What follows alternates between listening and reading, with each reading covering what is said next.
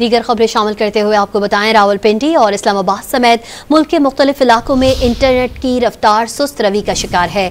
Facebook, Instagram और WhatsApp services भी मुतासिर हुई हैं। सार्फिन को तस्वीर और वीडियोज अपलोड और डाउनलोड करने में भी मुश्किलात का सामना है।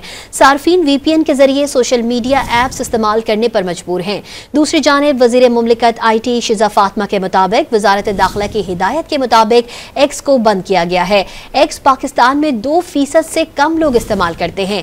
X की बंदिश का मतलब इजहार राय की आज़ादी पर पाबंदी नहीं, मुल्क पर यौमिया साइबर हमले होते हैं। जहां सिक्योरिटी की बात हो वहां वजारत दाखिला PTA को हिदायत देती है। दीगर खबरें शामिल करते हुए आपको बताएं, रावलपिंडी और इस्लामाबाद समेत मुल्क के मुख्तलिफ इलाकों में इंटरनेट की रफ्तार सुस्त रवि का शिकार है।